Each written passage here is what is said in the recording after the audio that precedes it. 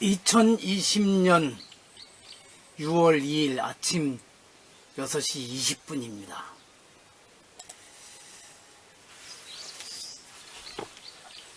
어제도 하루 종일 뉴스에 미국의 그 경찰관이 흑인 청년을 죽음으로 몰아간 사건으로 해서 벌어진 사태가 미네소타주의 미니애폴리스에서 시작해서 이제 뭐 몇십 개 도시라 그러더니 어제는 150여 개 도시에서 시위가 일어나고 또 어떤 곳에서는 폭동 조짐까지 보인다고 하고 워싱턴에서 백악관 가까이까지 시위대가 몰려오니까 트럼프는 겁이 났는지 지하 벙커로 대피했었다는 뉴스까지 나왔습니다. 한편으로는 다행스럽게 이 사태를 본질을 들여다보고 여기에 인종 문제의 뿌리 깊은 갈등 구조를 어떻게 해결할지 고민하는 사람들도 있고 감정 대응을 삼가고 서로 백인 경찰들과 흑인 경찰이 같이 서로 애써주고 또 어떤 곳에서는 그 시위대에 쫓겨서 위험한 상황에 놓인 백인 경찰을 흑인 시위에 앞장섰던 흑인들이 또 보호해주는 장면도 나왔습니다. 어떤 곳에서는 사진을 보니까 백인 경찰이 I didn't fight for this country to watch my black brothers and sisters be murdered in the streets. 나는 말하자면 흑인 형제 자매가 길거리에서 죽어가는 것을 지켜보기 위해서 이 나라를 그런 나라를 위해서 싸우지 않았다 하고서 앞에다 이건 뭐라 그럽니까 현수막같이 걸고서 1인 휴일을 하고 있는 사람도 있고 사진도 있고 그래서 이제 무릎 꿇기가 거의 유행같이 되고 있는데 이게 감정을 잠재우는데 효과가 있더군요. 이 무릎 꿇기의 연원에 대해서도 뭐 또 얘기들을 하고 그렇습니다. 또 어디야 루이스빌에서는 백인 여자들이 흑인 시위대를 보호해주기 위해서 일렬로 쭉 팔짱을 끼고 이렇게 줄 서 있는 사진도 나왔습니다. 이게 그래도 이제 좀 달라지고 있는 거죠. 60년대 중반까지 거의 상상도 못했던 일들일 겁니다. 또 미시간의 어떤 보안관은 나 이런 상황엔 못해 먹겠다 하고 보안관 모자 벗어치우고 같이 시위대에 동참한 기사도 나왔습니다. 만평 중에는 그런데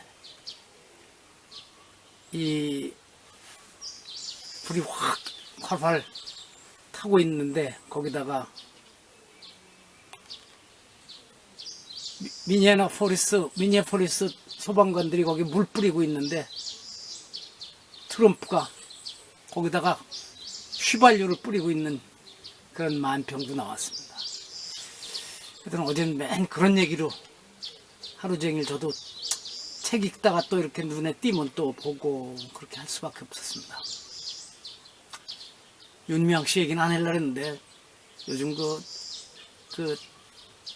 이용수 여사의 말이 100% 진실이 아닐 수는 있겠지만 그렇다고 하더라도 그 양반에 대해서 노망이다 뭐 일본 놈한테 붙어먹었다 이런 댓글들을 달아대는 바들은 글쎄 그들이 존경하고 지지해주는 분을 위해서 그게 도움이 되기는커녕 오히려 거기에 적대감을 갖게 만들 수도 있는데 왜 이런 바보짓들을 하는지 참 심각합니다. 어제도 2시간 동안 노동선을 했습니다. 하여튼 뭐 여기까지 정하시고요. 어제 이건 김유정 단편 손집 동백꽃 읽기를 마쳤습니다. 그래서 오늘부터는 러시아 출신 현재 뭐 미국 작가인가요? 블라디미르 나부코프의 롤리타를 한번 읽어볼까 하는데 어쩔지 모르겠습니다. 그리고 오랫동안 읽어왔던 800쪽 가까운 동남아시아사도 오늘 잠시 틈만 내서 읽으면 읽기를 마치게 됩니다. 하여튼 코로나가 이런 것도 가져다 주네요.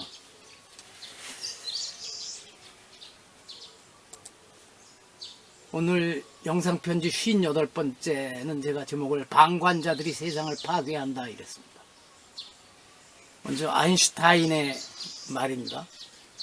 The world will not be destroyed by those who do evil, but by those who watch them without doing anything. 세상은 악한 일을 하는 사람들에게 파괴당하지 않는다. 세상을 파괴하는 것은 악행이 벌어지는 것을 멍청하게 바라보고 있는 사람들이다.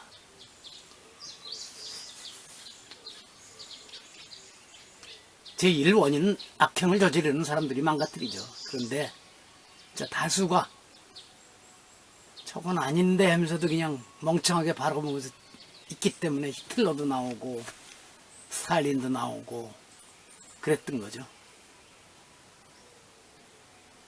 현재도 늘 그러고 있고, 그런데 이렇게 속는 사람들도 많죠. 실은 악행을 저지르면서 자신들이 정의를 위한다고 하고, 히틀러야말로 얼마나 정의감에 자신은 불탔었습니까? 게르만 민족주의에 하고 유태인을 저주스러워하는 걸 정의로다가 자기가 믿었었을 테니까. 스탈린도 마찬가지였을 겁니다. 그런데 7년 전에 읽은 이방인을 오늘 제가 여기서 책 표지 소개하면서 봤는데 거기에 그런 말이 나와요.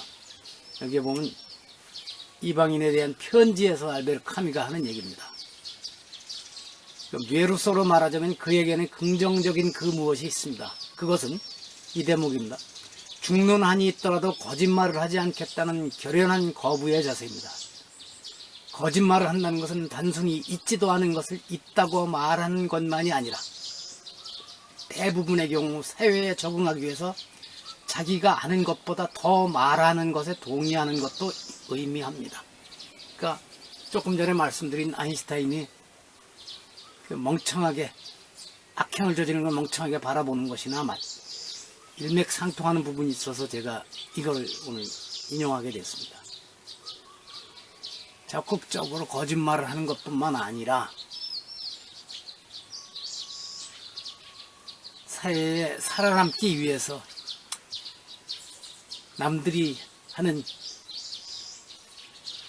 어떤 때는 자기가 요만큼을 하는데 이만큼 하는 것 같이 또 다른 사람들의 행동에 동의하고 이러는 것도 거짓말이라고 얘기를 합니다. 좀 얘기를 어렵게 써놨습니다만